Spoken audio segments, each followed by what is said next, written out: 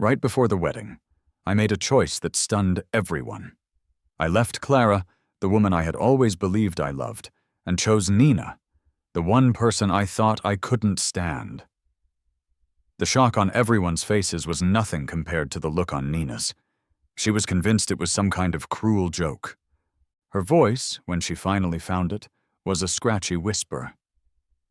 "You call me a stalker, a psycho. You told me to my face that I was a freak. How could you possibly pick me? You hate me more than anyone." She wasn't wrong. I did hate her. But that was in another life, a life that ended when I was kidnapped and left for dead.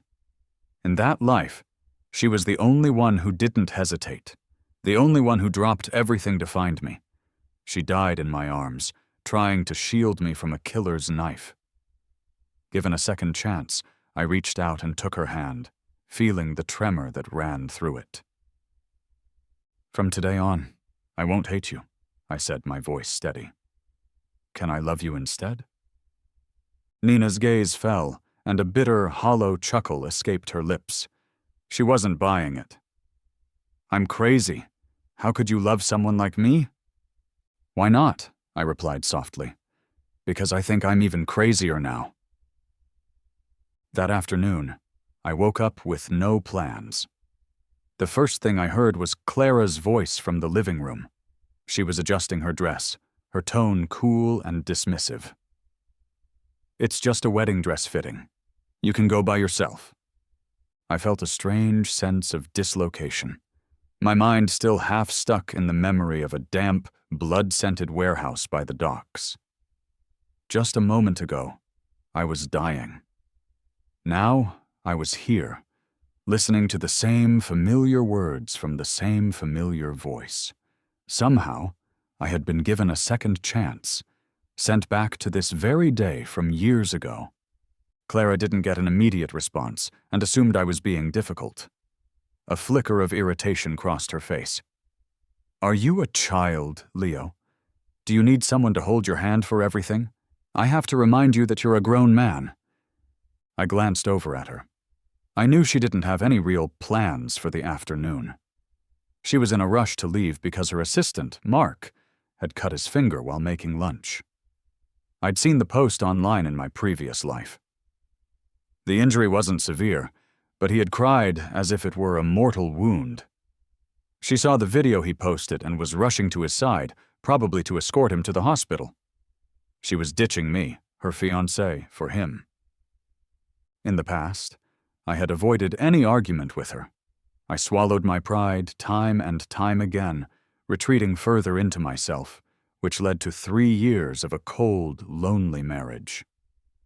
3 years of neglect that culminated in my kidnapping.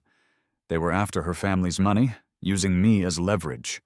On the day I was taken, she was at a party celebrating Mark's birthday. He had posted all about it, gushing about how Clara waited in line for hours to buy him his favorite cake. That same day, she refused to take my calls. I remembered the panic, dialing her number dozens of times before she finally picked up. Her voice was ice, dripping with impatience. "Kidnapped? Leo, do you really have to pull these pathetic tricks just to get my attention? Aren't you tired of it? If it's a real kidnapping, then just let them kill you." She hung up, severing my last hope with a brutal finality. The kidnappers quickly realized I was worthless to her and decided to get rid of me. Just as everything seemed lost, the person who burst through the door was someone I never would have imagined. Nina. I had known her since school and had always detested her presence. There was a time when the mere sight of her could trigger a nightmare, yet this person, the one I had despised, risked her life to save me. When the kidnappers decided to silence us both, she used her own body as a shield. Every stab that was meant for me she took instead. Her blood, hot and sticky, flowed over me. With her last dying breath, she whispered in my ear, "If there's an afterlife, will you promise not to hate me anymore?" The memory of Nina's sacrifice made my throat tighten. I stood up and walked over to where Clara was getting ready. She assumed I was going to try and stop her from leaving, and her face immediately hardened into a cold mask. But I simply brushed past her, opened the wardrobe, and took out a pair of socks. She raised her eyebrows, a scoffing sound in her throat. "What are you planning now? Trying to seduce me?" I thought she was delusional. I pulled on my socks and looked at her directly. "Clara, we're both miserable with each other. Don't you think this whole thing is pointless? Let's just call it off. No wedding." Clara lost the last shred of her patience. "What is this madness about?" "I'm serious," I said, my tone leaving no room for doubt. Her expression turned glacial. She was so furious that she didn't bother with another word, simply slamming the door behind her as she left. I didn't care. I grabbed my jacket and began to pack. Everything important went into a large suitcase, and the rest I stuffed into trash bags. As I was leaving with my suitcase, I spoke to the housekeeper. "Can you please take out the trash from the bedroom?" She looked stunned. "Sir, are you heading out? Will you not be back tonight?" "I'm not coming back," I said, a smile spreading across my face, brighter than any I had managed in years. "I'm never coming back." Once outside, I began making calls. I informed my family and friends of my decision one by one. Then, I posted a status update online, officially canceling the wedding, and pinned it to the top of my profile. The reactions were immediate and shocked. Everyone knew how much I had loved Clara. When I was 10, my family's business collapsed, and my parents were constantly traveling, trying to salvage what they could. I was left mostly on my own. Clara, who attended the same school, noticed my lack of parental attention and took a sort of pity on me, offering me small kindnesses. When I was old enough to understand romantic feelings, I naturally developed a crush on her. Eventually, my parents' business recovered, and they returned. They saw my feelings for Clara and recognized an opportunity to connect with her influential family. They pushed me to pursue the connection, and through their scheming, Clara's family eventually agreed to a marriage alliance. I was ecstatic at the time, but then I saw Clara's indifferent expression during the announcement. That's when I first understood that her kindness had only ever been pity, not affection. Stubbornly, I believed that one day my devotion would move her. It was only after the kidnapping that I truly realized it was all a one-sided delusion. My parents had used me as a pawn, and to Clara, I was just an obligation she could easily discard. The only person who had genuinely cared for me was Nina, someone I had never bothered to truly see. She had put her life on the line for me. On the day the police finally found me in that warehouse, I was still holding Nina's cold body. When Clara arrived late to the scene, the first words out of my mouth were that I wanted a divorce. I thought I would be heartbroken, but I felt nothing but a hollow emptiness. After that, I dedicated myself to understanding Nina.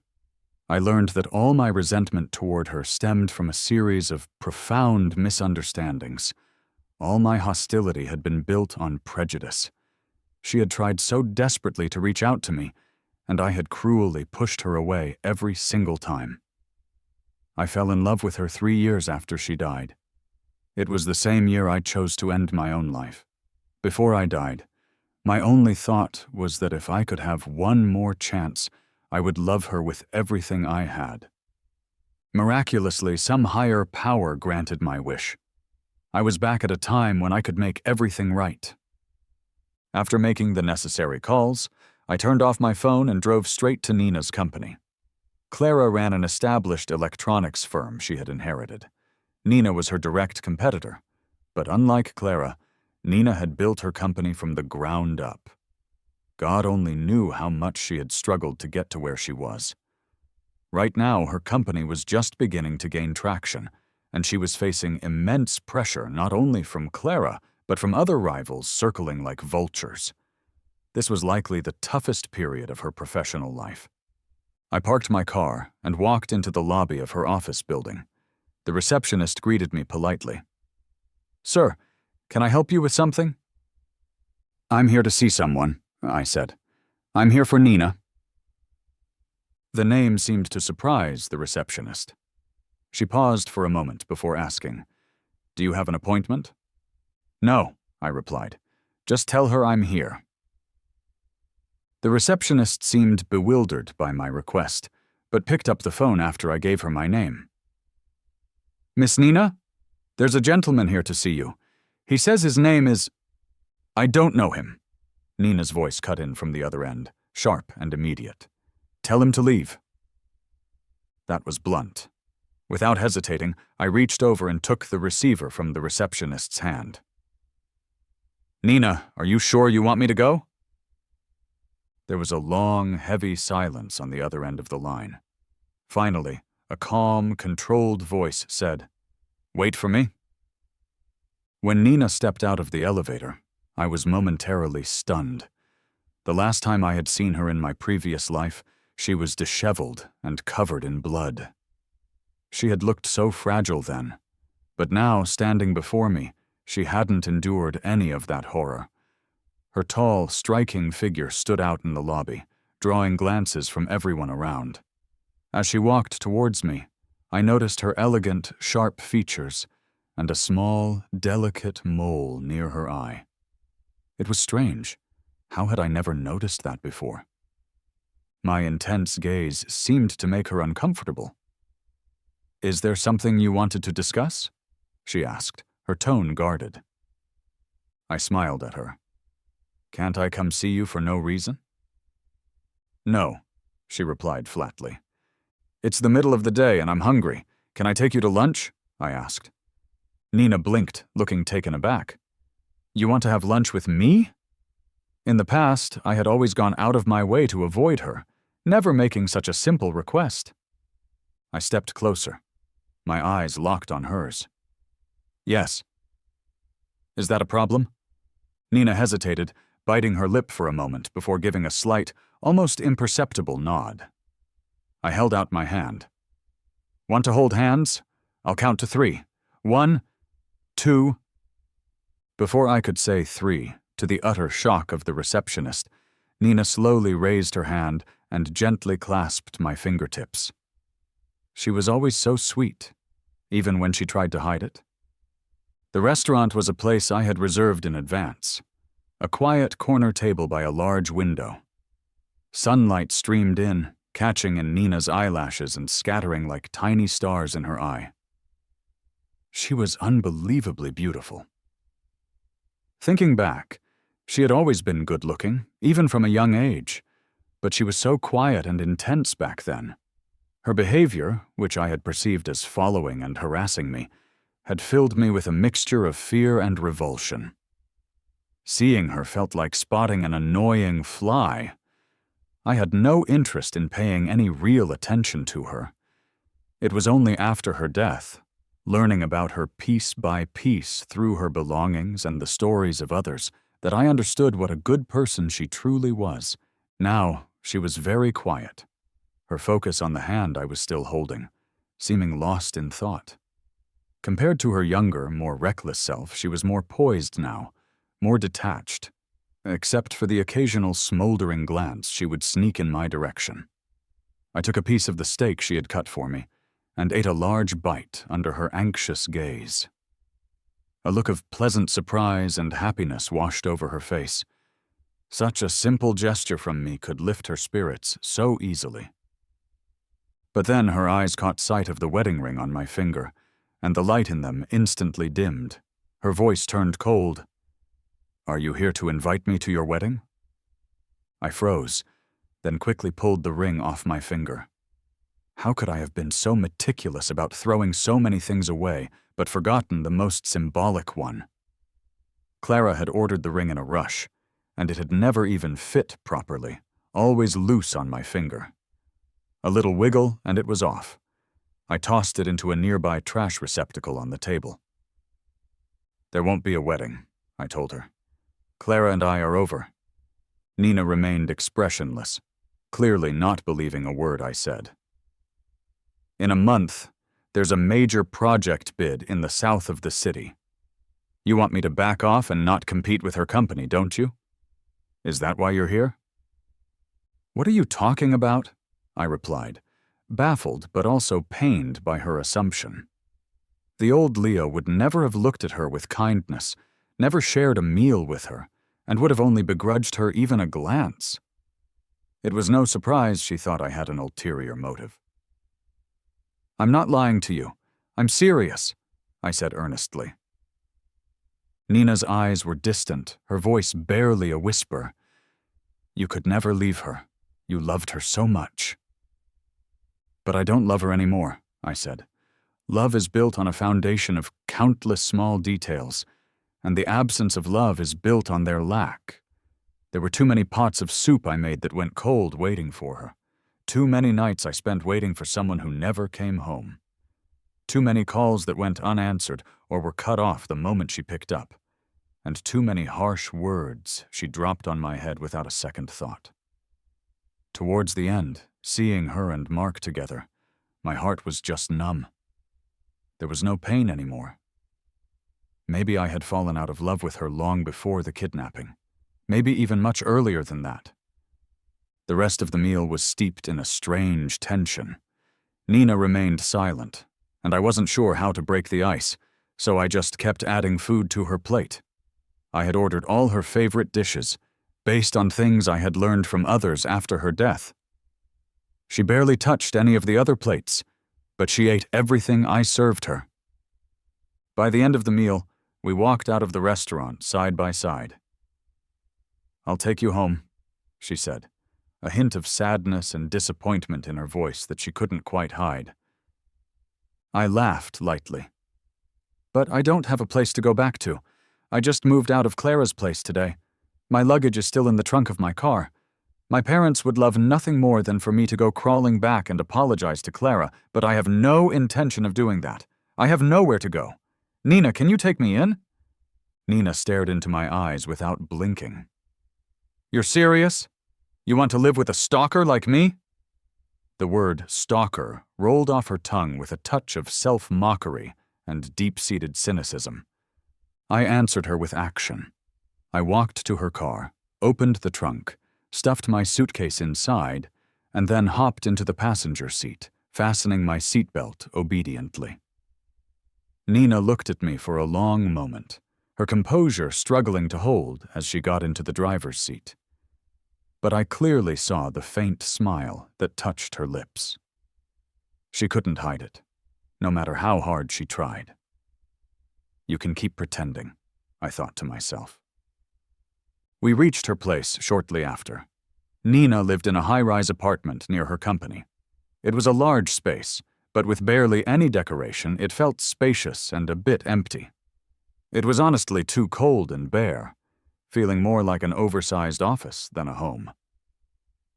Nina paused by the door. Are you really going to move in? Yeah. Don't you want me here? In the warm light of the entryway, I saw her swallow slightly. No. I moved closer, softening my voice. Nina, what are you afraid of? I knew exactly what she feared. She was afraid this was just a whim, that the more I learned about her, the more I would grow to dislike her. She was afraid I would get close only to walk away without a second thought, leaving her more broken than before.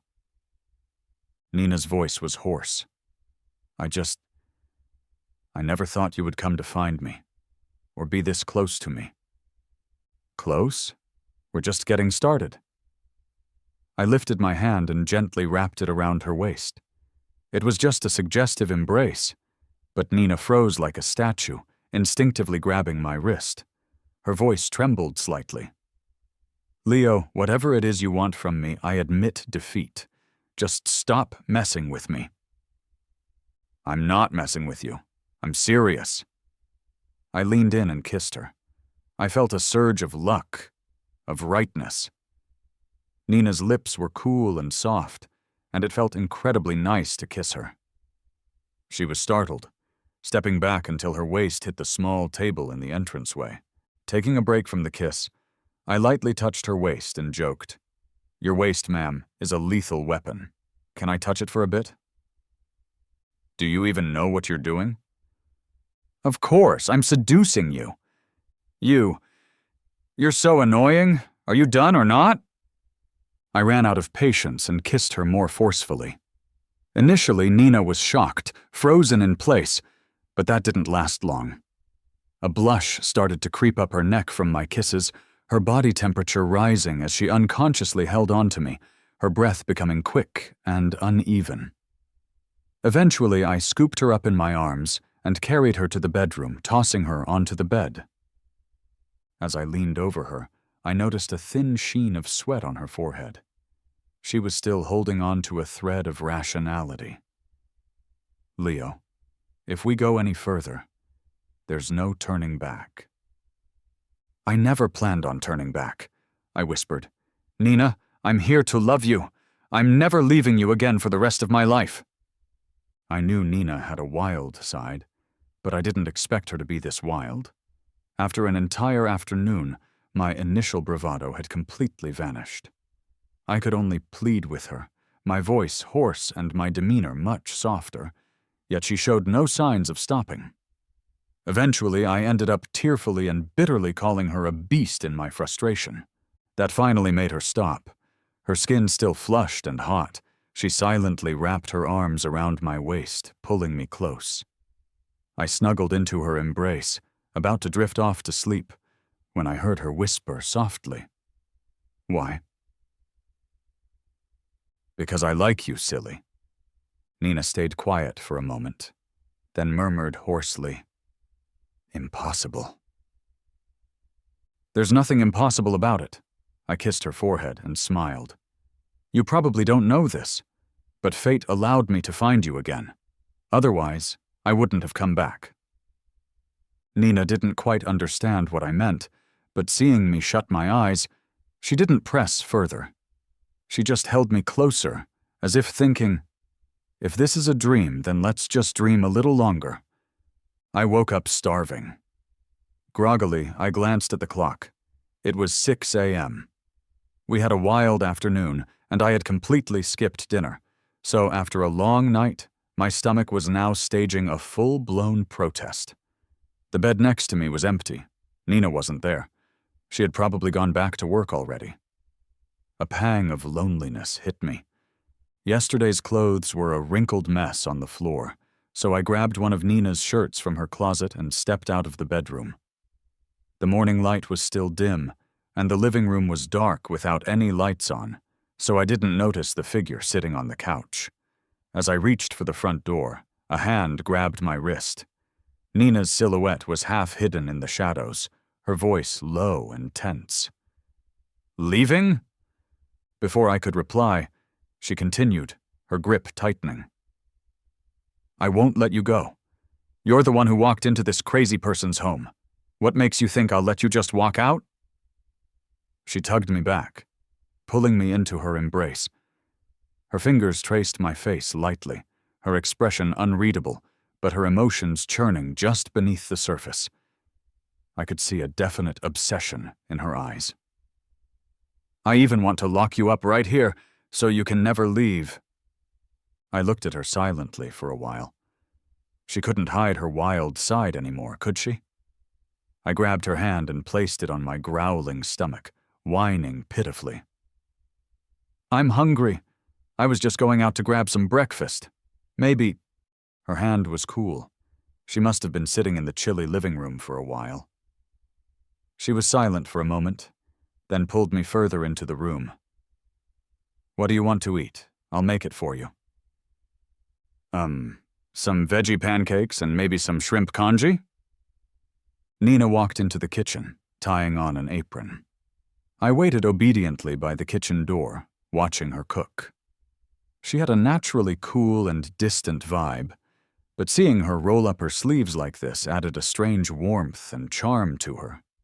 She moved with a swift, practiced skill, and soon the kitchen was filled with aromas that made my stomach growl even louder. Once breakfast was on the table, I devoured it. The shrimp porridge was savory and flavorful, the vegetable pancakes were soft and tender, and with a glass of milk, my hunger was finally satisfied. Nina watched me quietly from the side until I was done, then she silently began to clean up the dishes. As I waited for her in the living room, I took out my phone and powered it on. The moment it came to life, a flood of messages and missed calls hit me like a physical blow. Before I could even take a breath, Clara called. I answered. Clara was breathing heavily on the other end, her voice full of bitterness. "Leo, where did you go?" "What's it to you? We're done. A good ex should be like they're dead.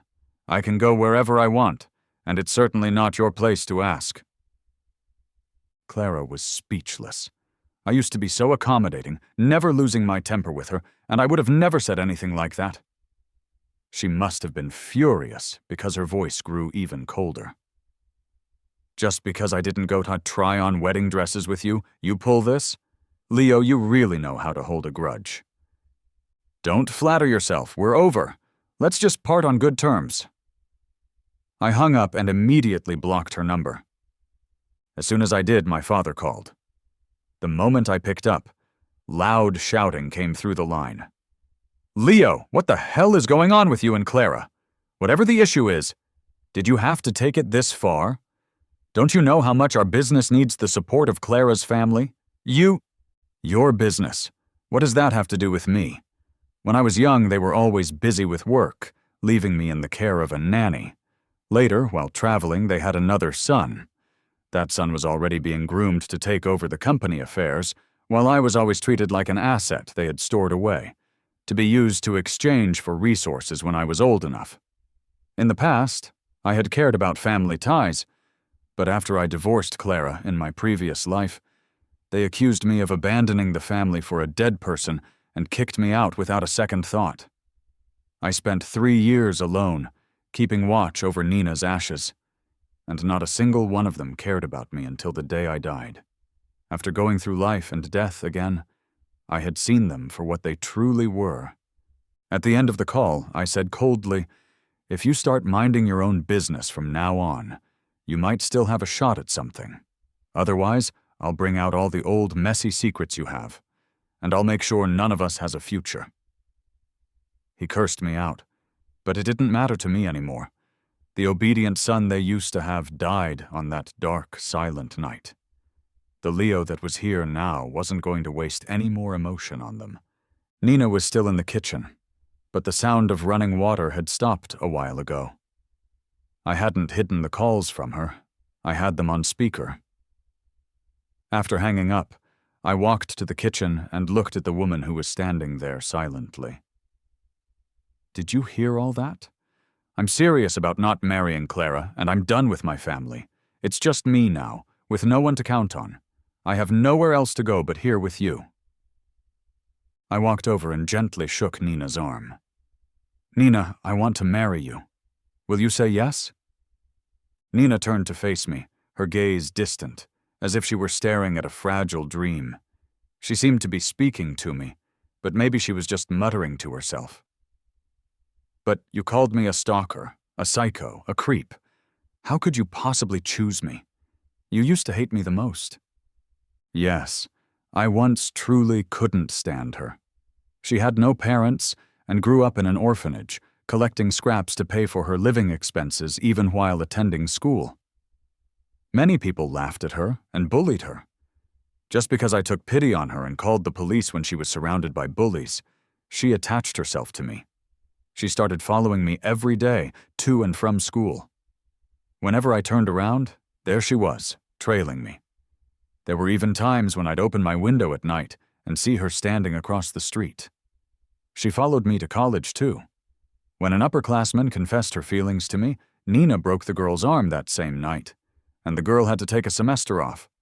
Her behavior was genuinely terrifying during those years. Anytime she got a little too close, I would lose my temper and scream at her to get away from me. For a long time, she was the source of my nightmares. But after she died, I learned the truth behind everything she did. Nina was indeed obsessive and sometimes took extreme measures, but with me, she had always put down all her defenses. I was the only one she truly cared about in the world. I held Nina close by the waist and looked up at her earnestly. "From now on, I don't hate you anymore. How about I love you instead?" "Love me?" Nina glanced down, a cynical smile playing on her lips. As crazy as I am? How could you possibly love me? The scar I had left on her was too deep, and it had filled her with a profound insecurity. She couldn't bring herself to believe me. I had to remove that scar. All right, let me give you a chance to explain, I said, leading her to the couch and gently and patiently asking, Nina, in high school, why did you follow me? Nina looked down at her hands. Because when you called the police and helped me, I overheard those bullies saying they were going to retaliate against you. So she followed me every day to protect me, worried that those gang members would come after me. She stayed outside my house at night because she saw those same people lurking nearby. It was just me and a nanny at home back then, with no adults to protect me, and she couldn't rest easy. There were many times, without my knowing, that she stood up to those thugs alone. Once she got badly hurt and missed a lot of school. Back then, I just felt relieved that she wasn't around to bother me. I didn't know she had suffered several broken ribs for my sake. As she spoke, her voice was soft. She had tried to tell me once, but my fear and biases were too overwhelming. I wouldn't let her explain. I just shouted for her to leave. Eventually, she stopped trying to say anything at all. I touched her side gently, where bones had once been broken for me. Even though it took me years, I finally know. And why did you fight that upperclassman in college? After you turned her down, she wasn't willing to give up. She was planning to spike your drink. She was bragging to her friends about how she was going to get you. I found out, and in my anger, I broke her arm, she admitted, making sure she wouldn't dare to lay a finger on you again. She thought she was protecting me in her own way. Ironically, that was the very incident that cemented my resentment for her. Now, after hearing her explanation, I sat up straight, corrected my posture, and sincerely apologized to her. I'm sorry. You were protecting me all along, and I misunderstood you for so many years. In my past life, I had apologized too, but it was in front of her cold tombstone. Now Nina was right here in front of me. After hearing my apology, she seemed a bit overwhelmed. It wasn't really a misunderstanding. I did act like a lunatic sometimes. Maybe the sincerity in my eyes made her finally feel safe enough to open up. I was born unwanted by my parents and was abandoned at an orphanage. Nobody ever wanted to adopt me because of my unfriendly temperament. I always felt like a wandering spirit on this earth, just waiting for the day I would completely give up and leave forever. I didn't expect to meet you. The day those people surrounded me, she continued, I didn't fight back because I was ready to go. Many people passed by, not wanting to get involved, just casting a quick glance before moving on. But you stopped. You looked scared yourself. Yet you still called the police and screamed at them to stop. While we were waiting for the police to arrive, you looked at my wounds, and with tears in your voice, you asked if I was in pain. At that moment, I decided I didn't want to leave this world anymore. I wanted to tie you to me, to make you cry and laugh, to care for and cherish only me. Even now, that's what I want to do. I teared up as I listened. She had suffered so much, yet fundamentally she had never changed. Just from receiving a tiny bit of kindness from me, she wanted to repay it 1,000 times over. But you didn't end up doing that, I said softly. You wanted to tie me down, yet you gave me freedom instead, watching silently as I got engaged to Clara. I sniffled, hugged her tightly, and gently soothed her back. Nina, I'm here for you now. I'll never leave you, I promise. Nina softly embraced my waist, her voice almost a sigh whispered near my ear. Can I trust you? If you can't trust me, who can you trust? I didn't want to see her looking so sad, so my hand naturally slipped under her shirt. Nina, after a big meal, you should really move around a bit to help with digestion. Nina looked at me, confused for a moment. So, shall we go for a walk? I meant a different kind of exercise, I clarified with a grin. Well, the couch works too. I was already in her shirt, having purposefully left a button undone earlier, revealing her collarbone and shoulder. Nina, how about it? I watched her breathing quicken. Yes. I burst out laughing and leaned down to kiss her. That thorn, that painful misunderstanding between us, was finally gone. I stayed at her place for a while after that. I felt that her home, which had the lifeless feel of an office, needed a serious touch-up, so I got to work. I added warm-colored pillows to the sofa, placed lovely scented flowers on the dining table, brought in vibrant plants for the living room, and hung carefully selected oil paintings on the walls. I even printed out some of our photographs and placed them on the living room shelves. Nina loved the changes. I always thought this was just a place to sleep, she said, a genuine smile lighting up her face. Now it finally feels like a home. Except she seemed a little unsatisfied with my photo placement and stared at the shelves for a long while. The next day, she returned from work with multiple new frames, all filled with pictures of us. There was one for the sideboard, one for the TV stand, one for the bookshelf, one for her desk, one for the windowsill, and one for the nightstand. Aren't you going a bit overboard with all these photos? I asked, amused. I love them, Nina said, wrapping her arms around me and smiling. I really, really love them. Even her phone's screensaver was now a quirky picture of us, one where I was mock-biting her ear while lying on her back. But why this one? You couldn't have chosen a nicer photo? This one is my favorite. I like feeling this close to you, she said, a hint of disappointment in her eyes at my question. I instantly relented. Okay, whatever you like, I agreed, and then promptly ordered a privacy screen filter for her phone. Only she should be allowed to see that picture. That was my last stubborn concession. With Nina, I truly felt what it meant to be loved.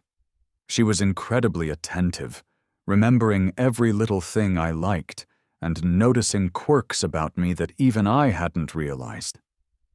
She was clingy, almost addicted to my presence, and would get anxious if she didn't see me for a while. She even resembled a little kitten at times, always wanting to snuggle in some way. There was just one thing I couldn't quite get used to. She was insatiable. When night fell, her wild side emerged, and whenever we were together, it was as though she wanted to merge us into a single being. Many times, it left me breathless and my mind a complete blur, but as much as I struggled to keep up, I loved it. I loved that she lost control because of me. Her small gestures during passionate moments, the tiny beauty mark beside her eye that became even more pronounced with exertion, and her incredible restraint when she was too concerned about me to continue. Waking from a tumultuous dream, I instinctively grasped the hand resting on my waist, and only then did I feel a sense of peace. Suddenly, her hand shifted, tenderly patting my back. "Why are you so sweaty?" "Bad dream," I mumbled. "In it, you died saving me." Nina paused, then turned me to face her, kissing me gently. "Don't think about it. It was just a dream." "But what if it wasn't? What if it really happened and I lost you?" My eyes grew wet. "Nina, just like you cherish me, I cherish you too. So if something dangerous ever happens, please don't put your life on the line for me. Let's promise to live through it together, all right?" The moonlight poured through the window, and the curtains swayed gently in the breeze, creating a perfect, serene setting. Nina held my hand, kissed my palm, and said, "Okay, let's become an old man and an old woman together, living our lives fully, and thank you for cherishing me." My heart fluttered, a tender yet slightly aching feeling. "Nina, you better keep your word." She hugged me tightly, a smile in her voice. I promise. The next day, I prepared to head to work. Calling it work was a bit of an exaggeration. It was more like visiting a cafe I co-owned with my friend David, just to hang out. When I was with Clara, she wouldn't let me work, so I was effectively trapped at home every day, slowly going crazy. I had reached out to my buddy David. I brought the money, he brought the muscle, and we opened this shop together.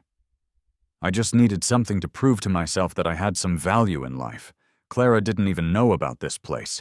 The only person I had told was Nina. Nina drove me to the shop, and we joked around on the way. Before getting out of the car, I leaned over and kissed her, as I always did. "Sweetheart, come pick me up tonight," I said.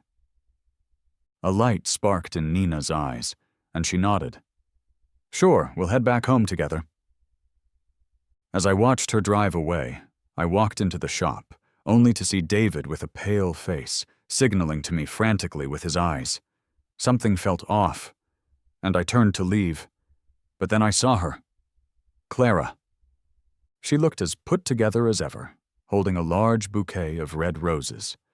Normally, a tall, elegant woman holding flowers would look gentle, but her face was serious, and there was a storm brewing in her eyes. "So, this is why I couldn't find you these past few days. You've been with Nina." She walked right up to me, her sharp gaze cutting across my face, which was still flushed with happiness, my neck, which likely had kiss marks, and my lips, which were still a bit swollen from our goodbye kiss. Her dark eyes were wild, with a mix of emotions as she gritted her teeth. "No wonder you left without any warning. You were with her all along, weren't you, Leo? How long have you been cheating on me?" My own anger flared. "Watch your mouth before you speak. Does the esteemed Clara's family teach you to make accusations without any evidence?" "Cut the crap." Clara shoved the bouquet into my arms, gripping my wrist tightly. "I admit that I've ignored you all this time. I'm sorry. Now stop this nonsense. I'll pretend I know nothing about you and Nina. Let's go, and we'll have our wedding as planned." I was genuinely surprised. Even after seeing me so clearly happy with Nina, Clara, with her impossibly high standards, still wanted me back. "Are you out of your mind?" I said. Outside, people rushed to work on the busy street as Clara and I stared each other down. Her body was tense, looking like it was about to burst, but she forced herself to remain calm, a vein even popping at her temple. "What will it take for you to come back?" In the past, my emotions would have swayed with hers, but now I was calm, completely unmoved. I shook her hand off my wrist. "I'm not going back. There's no love between us. Living a life together would just make us both miserable. Leaving now sets us both free, don't you think?" My words were like a thorn, and I had clearly struck a nerve. She raised her voice. "Who says there's no love between us? We clearly—" She stopped, looking at me, suddenly lost. She was finally realizing it. In all those years together, she had never once treated me right. I looked at the roses in my arms and said sarcastically, "You know, I've never even liked roses. They're bold and beautiful, but I don't like things that are so intense. I prefer the quiet elegance of Lisianthus. Other girls might like these roses, and I'm sure Mark does too, but not me." I tossed the entire bouquet into the trash can next to me. Clara froze, her eyes fixed on my hand. "Where's your ring? Your ring!" She suddenly became agitated, yanking my hand towards her. "The ring! Where's the ring?" Startled by her shout, David quickly ran over. "Hey, don't cause a scene in my shop. Let Leo go." "Get lost. This is none of your business." Clara pushed him, and he stumbled back, hitting a table. I was worried and wanted to check on him, but Clara had me in a vice-like grip. "That's our wedding ring. Why aren't you wearing it?" "Who wants to marry you?" I snapped back, my own anger rising. "Clara, stop calling my name. Hearing it from you disgusts me." I was furious, struggling to break free, even if it meant my wrist might break in the process. Suddenly, Clara let go. her gaze shifting to a point behind me. Is it because of her? I turned to see Nina walking toward us. David was clutching his side, grimacing in pain, and he flashed his phone at me. He had quickly texted Nina when things had started to go south. Luckily, she hadn't gone far. A lot of people disapproved of me and Nina being together, but David was one of the few who supported us. He just wanted me to be happy. Seeing Nina, my anger at Clara dissolved into frustration. Nina took my hand, her eyes immediately noticing the red marks left by Clara's grip. She looked up at Clara, her gaze cool and sharp. "Clara, I thought you were too dignified to take out your anger on other people." Clara stared at me coldly, scoffing. "This is between me and Leo. It has nothing to do with you." "But this time he chose me," Nina stated simply. "He'll never choose a freak like you." Clara swung a punch unexpectedly. Nina's head snapped to the side from the impact, and a small trickle of blood appeared at the corner of her mouth. My anger boiled over. I slapped Clara hard across the face. A shocked silence fell over the cafe. I was shaking with rage. "Who I choose is my decision. It's not yours to make." I took Nina's hand with one of mine and grabbed David with the other. "Come on, let's get you to a hospital." I turned with them, not looking back at Clara, so I didn't see her standing there, lost and helpless, staring at the flowers I had tossed in the trash. Halfway to the hospital, David insisted he was fine, just a minor bump, and wanted us to drop him off at his girlfriend's place. On the phone with her, he was already exaggerating his pain and cursing out Clara's entire lineage. After he got out, Nina said her injury wasn't serious enough for a hospital visit, so I bought some first aid supplies from a pharmacy, and we headed back to her home. As I was applying ointment to the cut on Nina's mouth, she suddenly took my hand. That's when I realized my own wrist was throbbing and swollen. It wasn't from Clara's grip. It was entirely because I had slapped Clara too hard and injured myself. Nina sighed and took the ointment from my hand to apply it to my wrist. "Next time, remember to wear a wrist guard before you hit someone." I thought about it for a second and shook my head. "No, next time I'll just use a hammer. If she bothers me again, I'll give her a serious blow." Nina laughed and hugged me, whispering in my ear, "So this is what it feels like to be the favorite." Although I had told her I would love her, maybe she had never truly felt it until today, when I defended her without a moment's hesitation in front of Clara. "I'm really happy, Leo," she said. I kissed her and promised, "I'll show you more and more love from now on." Nina nodded softly. "I'm looking forward to it." "But I do have a question," I said, supporting my arm and looking at her. "You're obviously great in a fight. How did Clara manage to land a punch on you?" Nina coughed lightly and avoided my gaze. "She hit me so suddenly, that's why." "The truth, please," she sighed. "I let her hit me on purpose so you'd feel sorry for me." "Such a trickster," I snorted, continuing to apply the ointment. "Well, your plan worked. I did feel sorry for you, so don't do that again." I added one more thing.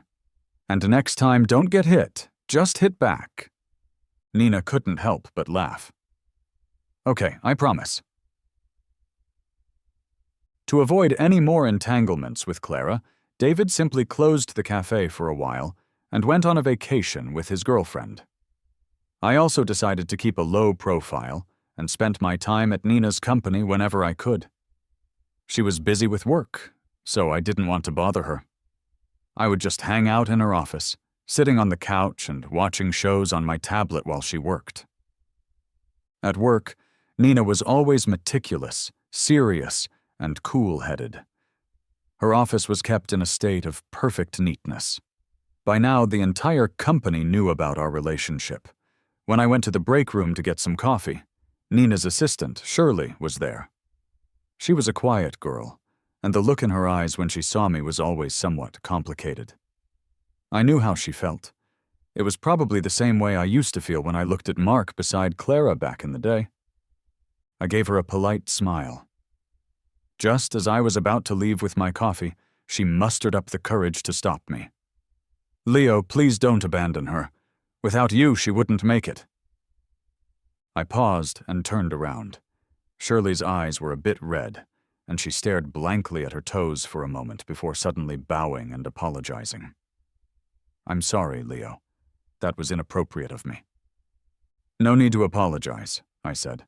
"I believe what you said because I know it's true." In our past lives, before I got married to Clara, Shirley had risked coming to see me in the pouring rain, crying and begging me to go see Nina. I was so full of resentment for Nina at the time, stubbornly thinking it was all some kind of trick, and I said a lot of harsh words before driving her away, but after the wedding, Nina did end up in the hospital. If it hadn't been for Shirley breaking into Nina's home and rushing her unconscious body to the hospital, Nina would have died. Nina was a bit of a wild card, naturally extreme and sometimes crazy, harsh to others, and even harsher to herself.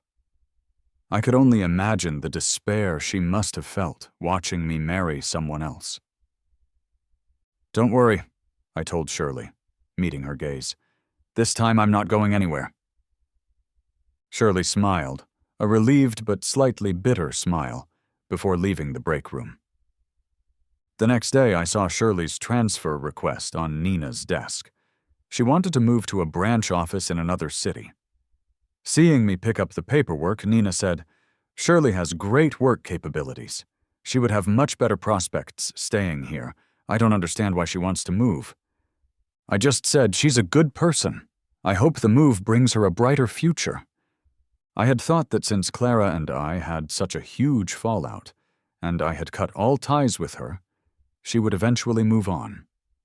But I was wrong. Clara seemed to have lost her mind.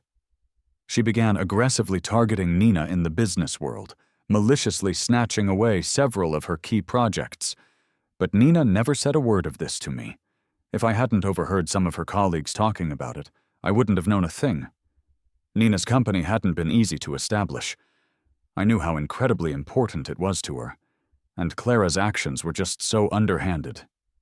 Then, out of nowhere, a strange phone call came in. When I answered, I heard Clara's voice. "Leo, Nina's company is going down. Are you still going to be with her then?" I was pissed. "Clara, I used to think you were just a jerk. Now I know you're also a backstabbing coward." "Is that how you really see me?" There was a pause. "Aren't you—" Clara went silent for a moment, then said, "I'm downstairs at Nina's company. Come out. I need to explain something to you."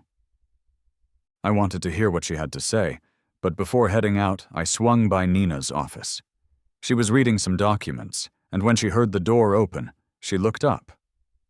1 second, she looked cool and aloof, but the moment her gaze met mine, it filled with warmth and tenderness. "What's up? What's got you running in here so fast?" "My dear girlfriend, my unlucky ex is downstairs. She said she wants to explain why she stole your projects. Are you okay with me going down to listen to her?" Nina hugged my waist, tilting her head thoughtfully. "As your girlfriend, I don't want you seeing her at all, but I also know she won't give up. If she doesn't get to talk to you now, she'll just find another time.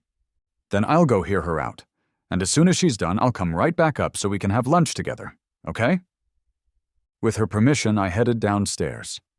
Clara was leaning on the railing outside, her hair a bit messy, her eyes bloodshot. I had never seen her look so rough. "All right, spill it," I said, standing before her. She stared at me for a long moment before speaking. "Nina's company is nothing but a flash in the pan. Without those projects, it won't last. Do you really want to spend the rest of your life with such a broke woman? I really shouldn't have come down. I shouldn't have trusted that anything rational would come out of her mouth. If that's all you wanted to say, then you should go back." I turned to leave, but she grabbed my arm. "I don't believe you really want to be with her. You used to hate her the most, and I definitely don't believe you don't have any feelings left for me at all." With a sharp tug, I was pulled into her arms. She lowered her head slightly, as if she were about to kiss me. A wave of adrenaline hit me, and I reacted without thinking, shoving her away hard. I pushed so hard that Clara stumbled backward, almost falling to the ground. When I turned my head, I saw Nina standing not far off. In that instant, I understood. Clara had only done that because she saw Nina coming, wanting to create the illusion that we were close. She just didn't expect me to react so decisively. Clara's expression turned ugly. Her eyes filled with a desperate unwillingness. I didn't look at her again and walked straight toward Nina. Nina glanced over at Clara, a barely noticeable shadow passing through her gaze. Back in the office, I sat beside Nina. I didn't think I'd end up causing you so much trouble. This isn't really trouble, Nina said, looking at me with a smile. The biggest trouble for me would be if you didn't want me anymore. I'd never not want you, I said seriously. Me, Leo, I'm stuck with you for life. That night, after we got home, Nina and I lost ourselves in a wild, passionate adventure. We couldn't even wait until we got past the hallway. Between kisses, Nina whispered with bated breath, Leo, you have no idea how happy I am. Before I could answer, she pushed me onto the bed. When I woke up the next morning, she was clinging to me. It was too hot, so I nudged her. Hey, give me some space. Half asleep, she fluttered her eyelashes and pulled me back towards her. No, you're being unreasonable. Yep, completely unreasonable. The more time I spent with her, the more I realized how playful she actually was. I could only sigh and settle back down. I had no choice. I picked her, so I had to pamper her. During the day, Nina went to her company first. I made some preparations on my own and showed up before evening. I brought flowers, midnight tulips, mysterious and elegant in their deep blue hue, which was Nina's favorite color. When I walked into the company building, everyone was surprised, watching me as I headed into Nina's office, hiding the bouquet behind my back. I stood in front of Nina's desk. She put down her work and smiled at me. What are you hiding? Is it something you can't see? Yes, I can't. With a flourish, I brought out the flowers. For you. Do you like them? Nina was a bit surprised. She took the bouquet, happiness spreading in her eyes as she gently caressed one of the tulip petals. What made you suddenly think of giving me flowers? Because I like you, I said simply. So I want to give you beautiful things. Nina stopped for a moment, then reached into her desk drawer and took out a small box. What's this? When I opened the box, 2 shiny rings sparkled up at me. The diamonds glittered, just like her eyes. I smiled and asked, The surprise? Do you like it? Outside the office, I could hear the whispers of the employees, their voices tinged with gossip. The evening sun streamed in through the window, casting a warm light over Nina. She looked at the rings for a long time, then raised her eyes to meet mine, her own swirling with intense emotions. I love it, she said, her voice shaky. I couldn't help but choke up a bit too. So, Nina, will you marry me? It was just like the bouquet's message, a confession of love. I was proposing to her. Her fingers trembled as she took one of the rings and put it on. Then she took the other and slid it onto my finger.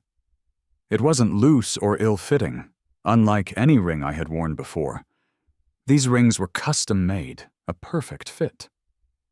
When I looked up, I saw tears at the corners of her eyes. She held my hand gently. It's the luck of a lifetime. I sniffed and asked, When do we go to the courthouse? Now? With our wedding preparations underway, the end of the year was approaching. My family called again, for what was probably the 100th time, their tone much softer now, asking me to come home for a meal. After thinking it over, and partly thanks to Nina's persuasion, I finally went. I didn't expect it to be a trap. As soon as I entered the private room at the restaurant, I saw Clara sitting at the table. Whatever good mood I had vanished instantly. My dad always acted a bit fawning towards Clara, and my mom was no different. My younger brother bluntly told me to sit next to Clara, saying, "Leo, look how much weight she's lost because of you. Why don't you help her eat more?" Clara said nothing, just looked at me silently. I held up my hand at the table, the new ring on my finger shining brightly. My brother whistled. "Wow, sis-in-law, the ring you got for my brother looks amazing. When did you guys reconcile? Why didn't you tell me? Got a wedding date set yet?" Before he could finish, Clara stood up abruptly. Just a moment ago, she was still composed, but now she couldn't keep it together. "How could you wear someone else's ring?" Her voice was hoarse, her shoulders tense as she held onto the back of her chair so hard her knuckles turned white. Her embarrassment was laid bare for everyone to see. "How could you?" "Because I can." I pulled our marriage certificate from my bag and set it on the table. A heavy silence fell over the room. Clara stared at the two documents without blinking, as if in shock.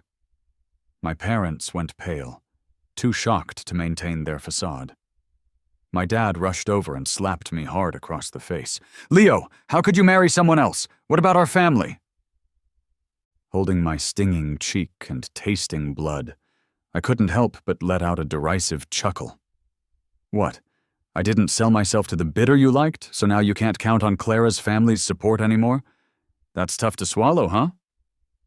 They were silent, glancing nervously at Clara. Clara didn't even look at them. Her eyes slowly moved from the marriage certificates to my face. "You really chose her?" "Yes," I said. After saying it, I glanced around at the circle of people scoffing at my words. This so-called family gathering was a disaster. I picked up my bag and left. The sky was already dark outside, and snow was falling gently. I hadn't walked far, still clutching my aching face, when suddenly someone rushed up behind me. It was Clara. She grabbed my hand tightly, her posture bent, and in that moment all her pride seemed to vanish, leaving only a raw humility and a desperate plea. "What will it take for you to come back? I'll change anything, everything," she said. "Stop it, Clara. Stop fixating on me. You should be with Mark now." Clara looked visibly upset. "What are you talking about? I have nothing to do with him." "Is that so?" I pulled out my phone and showed her Mark's social media posts. Starting from the first one, there it was. "Clara brought me to Barcelona. It's so beautiful. I love it. I love Barcelona, and I love the gift Clara gave me." Then another. "Birthday today. Clara spent the whole day with me. I'm so happy." And the most recent one, cut my hand with a knife. It hurts, but luckily her presence makes the pain feel like happiness. The more Clara read, the more bewildered she appeared. "This isn't right. I didn't do any of these things." Still denying it? I calculated the timeline, compared it to my past experiences, and sneered at her. "And the child you secretly aborted? Was that not between you and him?" Clara's face turned as pale as the snow falling around us. You knew? But I didn't do it on purpose. I was drunk, that's why." "No need to explain it to me. I don't care about your love life. Just know that those years you ignored me were real. Your emotional cheating was real, and my lack of love for you now is also real." Having said my piece, it was time to go home. I turned to leave. Clara tried to follow, but Nina appeared out of nowhere and punched her hard. Nina's punch was much heavier than the one Clara had given her. With just one blow, Clara fell to the snowy ground and couldn't get up for a while. Nina's voice was colder than the wind and snow. "Stop pestering my husband, or next time I can't guarantee what I'll do." Nina had come to pick me up, After hitting Clara, she returned to her gentle demeanor. "Are you cold?" "Nope. Let's go home." Nina was always so considerate. My bad mood vanished instantly, and I couldn't help but hug her. "You got coffee ready?" "Flat white, your favorite." "Wow, you really get me." I was happy when suddenly a voice filled with discontent came from behind us. "Leo, did you know? She's been secretly keeping your stuff since you were in school. She's a freak.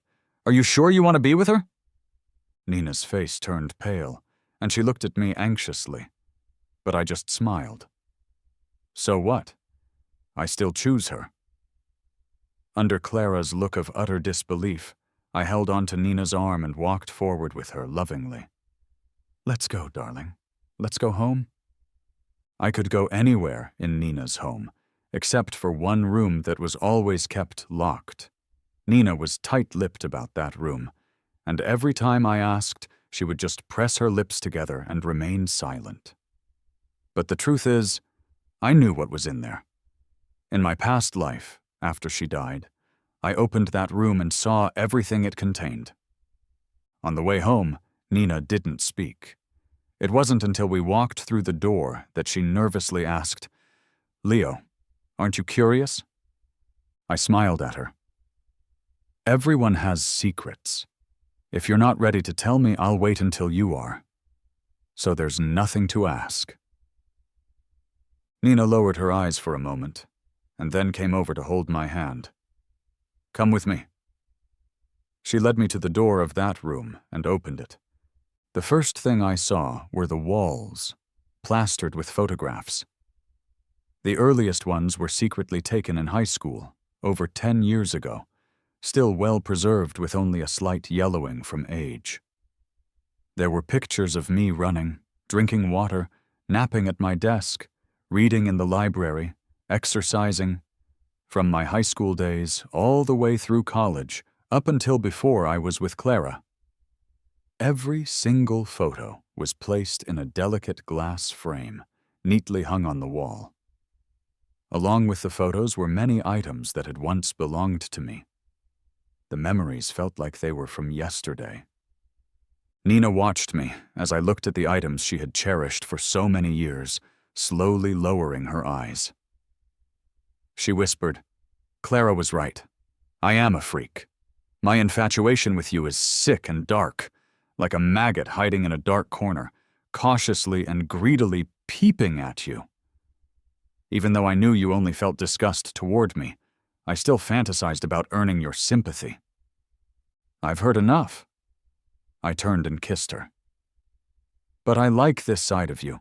Whether you're sick or obsessive or crazy, it's all because you love me.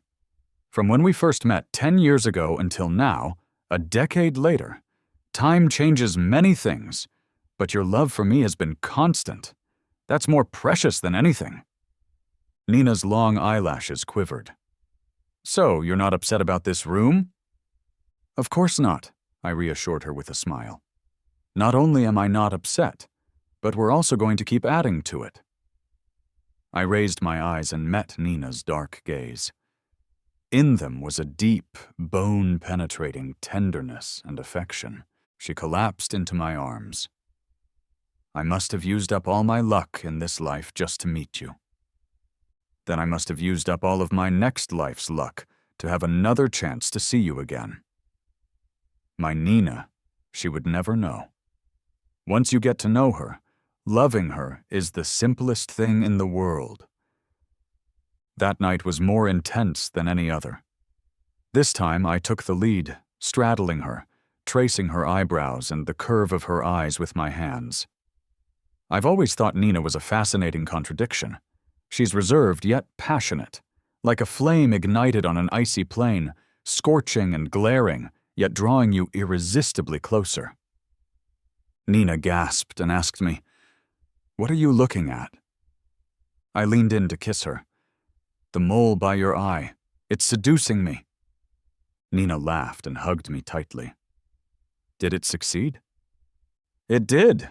For the rest of my life, it and its owner are mine." Clara, in a frenzy, wanted to defeat Nina in the business world, but she forgot that Nina was crazier and more resilient from the very start. Clara had everything handed to her, standing on the shoulders of her family's wealth and influence. Nina, on the other hand, had fought through endless obstacles to reach the level she was at. It was obvious who had more talent and grit. New projects quickly filled the gaps left by the ones Clara had stolen, and Nina even managed to poach several of Clara's most disgruntled and talented employees. In her anger and impatience, Clara started making mistakes, and her company's stock began to drop steadily. Now, Nina clearly had the upper hand. Clara approached me a few more times, but I refused to see her. I was completely devoted to Nina, spending every possible moment with her at home. I felt the need to be with her at work even more so much so that her employees secretly started a thread on a company forum to complain about our constant public displays of affection. It reached over 2,000 posts. It was insane.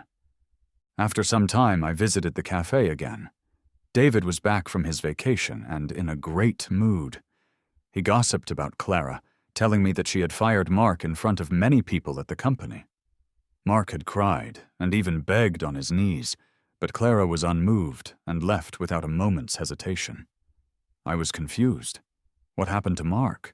Why did he fall out of favor so suddenly?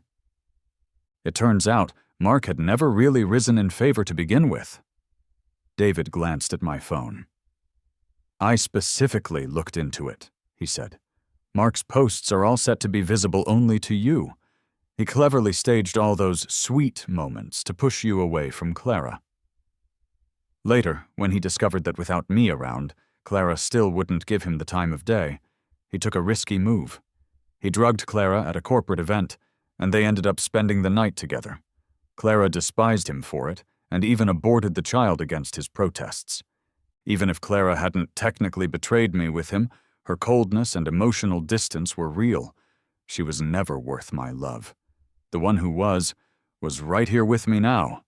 After losing the support of Clara's family, my parents started looking for another connection. They had once looked down on Nina, but now they had to flatter her, which I found deeply ironic. Nina felt their disdain, but because of me, she still showed them respect, remained polite, and occasionally even shared some of her business resources with them. I wasn't happy about it.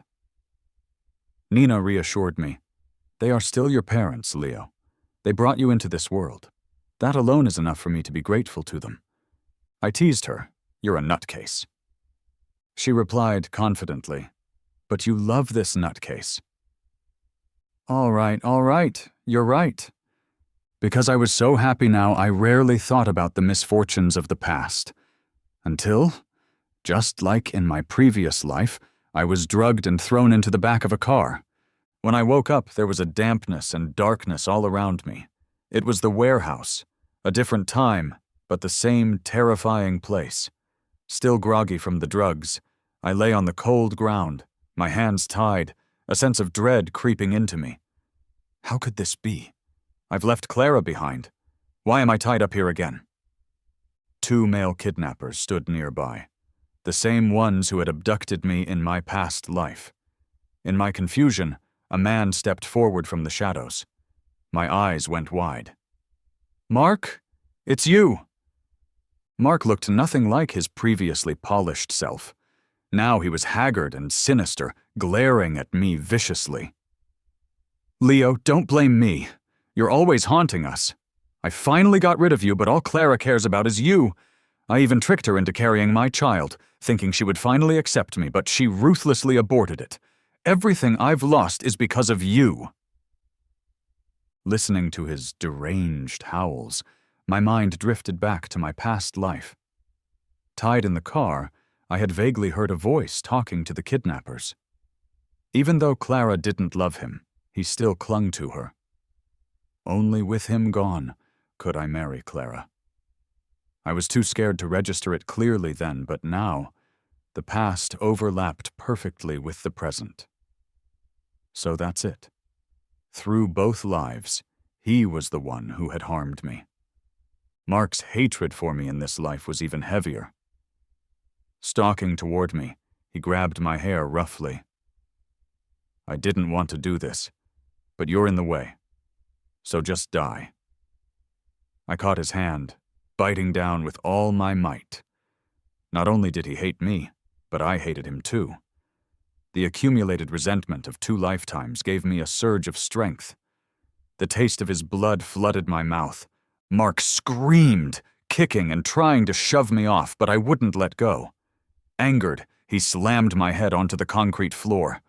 With a flash of intense pain, I released him. Furious, Mark gave me another savage kick. "How dare you bite me? I'll make you die a slow, painful death." The blows left me dizzy, my vision flickering. I was losing the capacity to act. I could only watch helplessly as Mark talked to the kidnappers. Then came their angry shouts. "What did you say? You promised us money for this. If you're broke, why did you call us, you punk? Are you jerking us around?" "You can ask Clara for it," Mark pleaded. The kidnappers exchanged a look, their eyes filled with a chilling malice. My heart sank. Damn it! Just like last time, they were going to kill everyone to cover it up. One of the kidnappers kicked out, sending Mark sprawling with a scream of pain. No matter how hard I tried to resist, my badly injured body couldn't hold on. Things started to blur, and eventually, everything went dark. I woke up to an intense heat. As soon as I opened my eyes, I saw flames rising all around me. They had set the place on fire. Mark was lying not far from me, still unconscious. The smoke was thick, and the heat was searing. I dragged my weakened body and struggled to crawl towards the door. Even though the door was closed, it was the only possible exit in this warehouse. The heat was unbearable, and the smoke was choking me. I didn't get far before I collapsed, coughing violently. Suddenly I heard someone shouting my name, getting closer and closer. "Leo!" It was Nina. There was a loud sound at the door, and soon it was forced open from the outside, letting a sliver of bright daylight flood in. Nina's face, when she saw me, was lit with a desperate relief.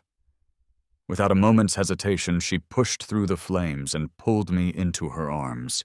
Her heart was racing against my cheek, her whole body trembling. Her voice was hoarse and terrified. "Thank goodness I made it. I was so worried everything from the past would happen again. The kidnappers must be nearby." "Be careful," I gasped. "I know, I arranged for people in advance. The kidnappers are already under control and the police are on their way." I paused for a moment. How could Nina have known all this? I was too weak to move.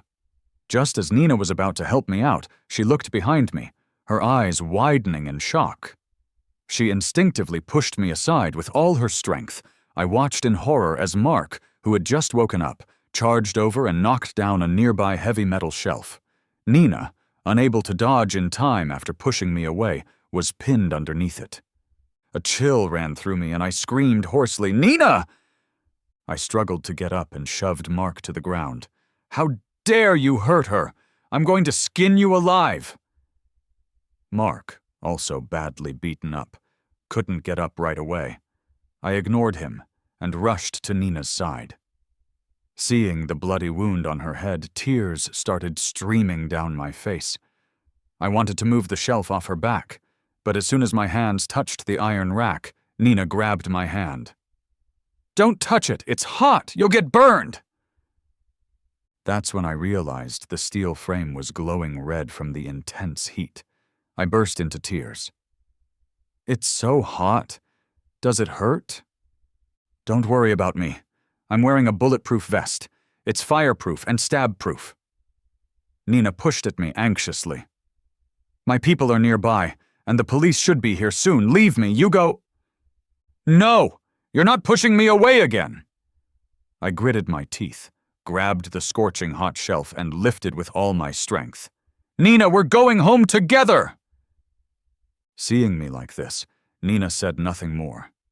Despite her injuries, she also pushed with all her might, trying to crawl out from under it. I'm not sure how long it took. Maybe seconds, maybe minutes, maybe even longer, until my vision flickered. Suddenly, Nina embraced me. She had made it out. Her clothes had burned through in several places, revealing scorched skin underneath, but her gaze was only on me. "Leo, don't sleep. Let's go home together." I nodded with difficulty, gritting my teeth as Nina helped me step by step towards the exit. There were many times I almost gave in, but she kept supporting me. In both my past life and this one, she always came to save me from danger. She was always by my side. Just as night eventually turns to day, we made our way toward the light. Suddenly, a weak, fearful voice called out from behind us, don't go, help me, save me!" It was Mark. He couldn't walk because of his injuries, and surrounded by the growing fire, he could only scream for us to save him. But neither Nina nor I looked back. I just gritted my teeth and sneered. "You're going to get what you deserve."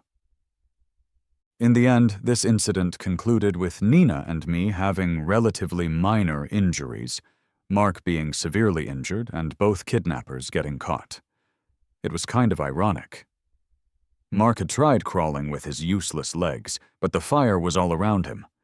The very shelf he had knocked over had blocked the only path without flames, trapping him in the hell he had created.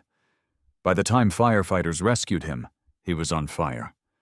That once handsome face was ruined, and one of his legs had to be amputated. Meanwhile, I was lying in a hospital bed, being fed apple slices by Nina. I had a pretty serious head injury and was wrapped in multiple bandages, with my hands all bandaged up too. Nina had a lighter head wound and some burns on her arms, but nothing too serious. She could still move around and took it upon herself to take care of me. Clara came by at some point. I didn't really want to talk to her, and for once, neither did she. Just as she was leaving, she finally spoke up. She apologized to me. "After your parents approached mine, my dad wanted me to marry you. I stubbornly believed that your family was only interested in my family for the benefits, so I didn't want an arranged marriage, and I deliberately distanced myself from you. I knew it was all arranged by our elders and had nothing to do with you, yet I still couldn't help but blame you. I took advantage of your love for me, venting all my negative emotions onto you. I just assumed you'd never leave me. But when you really did, I realized how important you were to me. I was the only one clinging to this relationship. It's a shame I only realized this after losing you." Clara suddenly couldn't continue, her voice choked with tears. "Leo, I'm sorry." She left just as Nina came in with fresh hot water. Clara said to her as she passed, "In loving him, I can't compare to you. You win." Nina couldn't care less about what Clara had to say. Her focus was only on me. After escaping the warehouse, I had quickly slipped into unconsciousness. When I woke up, the first thing I asked Nina was when she remembered. Yes, Nina was reborn too. On the day I was kidnapped, she had responded swiftly, called the cops, made arrangements, and wore a stab-proof, fire-proof, bulletproof vest. Only someone who had lived through it once before could have prepared so thoroughly. Nina admitted as much not long after. "A few days after you came to me, I had a dream. I remembered everything, and I just started crying." "Why didn't you tell me?" "Because I didn't think I needed to," she said, kissing my face with so much care. "The past life doesn't matter. What matters is now, and that you love me." I was sobbing uncontrollably. That day, Nina comforted me for what seemed like forever. Everything was clear now. There were no more secrets between us. Seeing her again a few days later, I wore a long face, raising my bandaged hands. "When can I finally leave this hospital? I'm so bored." Nina fed me an apple slice as she spoke. "Hang in there. Just a few more days." "These days I can't do a thing, but once I'm out, I'm going to make you stay in bed for 3 days and 3 nights straight." Nina quickly blushed and covered my mouth, but she was a bit too late. My friend David, who was visiting, had just stepped in to hear my cheeky comment. He came in quietly, placing down flowers and a fruit basket, his eyes fixated on me and Nina, It made me uneasy.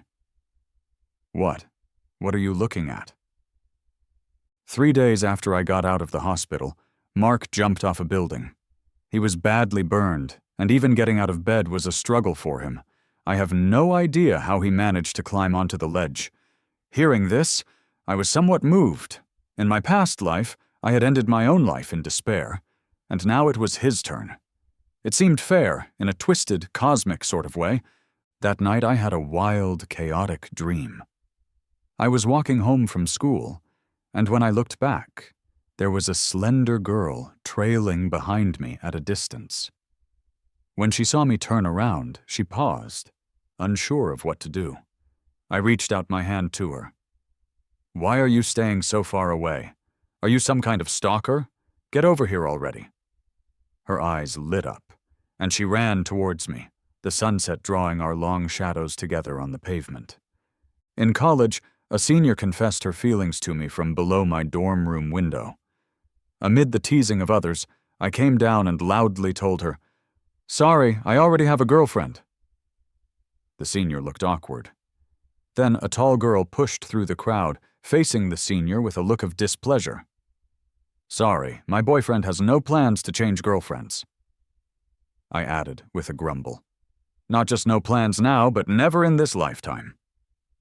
The crowd erupted with cheers and teasing, while the girl next to me blushed deeply. I opened a cafe. In the afternoon, with no customers around, the sunlight was so cozy I almost fell asleep at a table. Suddenly, a familiar warmth appeared beside me, and something soft and warm landed on my lips. "Don't sleep, or you'll be up all night." Without opening my eyes, I reached out and hugged her waist, snuggling in. "If I can't sleep, I'll just sleep with you." She became flustered. "We're in the shop, you know." "No customers. And if there were, they'd just get free dog food." The dream scenes shifted and flashed, running through an entire lifetime. I opened my eyes. Next to me, a hand gently touched the corner of my eye. "What were you dreaming about? Why are you crying?" I turned, snuggling into Nina's arms. "I wish I had gotten my second chance earlier. I would have accepted you sooner, and spared you all that pain and sorrow." Nina paused, then smiled, kissing me. "Just meeting you is happiness enough. There was no pain in that." She's always like that, so good it makes my heart ache. I kissed her, feeling her warmth and breath intertwine with mine. Nina's gentle laughter was lost between our lips. The past belongs to the past. Our future stretches ahead, long and full of promise. Nina was upset with me. The reason was that David and I got a little carried away. We hit a bar, and David, in his excitement, called over a few models to join us. They were all graceful, stunning figures, absolutely dazzling. Just as David and I were about to approach them, our respective girlfriends arrived, their faces stern. David's expression dropped instantly. Nina silently dragged me to the car. On the way home, I sobered up fast, glancing at Nina's stony face, cautiously trying to calm her down. "But you can't blame me for this. I didn't call those models. David did. It was all David. It had nothing to do with me." Nina glanced over at me. "Really? David said you did." "David, you traitor! You sold me out!" As Nina's face darkened, it was clear she was seriously upset. I resorted to my ultimate weapon, playing cute. I whined, twisting in my seat. "Sweetheart, I'm so sorry. Please don't be mad at me." Nina always fell for the soft approach. Her ears were visibly reddening, but she stayed silent. Really, she's that mad? I decided to pull out my trump card. In the car, I began talking big and dirty. "I miss you, though. Probably not in the right way. My mind's all blurry. Can I put my hand under your shirt? I just want to feel if you still have a conscience." "I'm kinda hungry. All I want tonight is you. As long as you don't say you're tired, I'll try any position you want." I was getting a kick out of it, and Nina got redder and redder, her breathing growing faster. Finally, she snapped, "Just wait until we're home." So what usually took half an hour took only 15 minutes that night. The moment we got out of the car, we were all over each other, right up until she pushed me onto the bed. "You can touch, but only me," she said, still a little jealous. "Okay," I teased, pulling her closer by wrapping my legs around her waist. Nina, already riled up by my explicit invitation, couldn't hold back any longer. Right then, I slipped a folded piece of paper into her hand. It was a medical report. Nina suddenly froze. "Leo, are you not feeling well?" "Oh, really?" I said proudly, patting the report. The results were in, just a minor issue. Nina's expression shifted dramatically from worry to pure, unadulterated helplessness as she read the paper. The kiss that followed was as tender as it gets. When she couldn't hold it in any longer, she let go of me and ran to the bathroom. I laughed heartily outside the bathroom door. A moment later, Nina came out, a hint of moisture still lingering on her face, and let out a long sigh. "You did that on purpose. It was intentional because you got mad at me earlier." That night, until she finally fell asleep, Nina's warm hand rested on my stomach. "Leo?" she whispered. "Yeah? Do you think I can be a good mother?"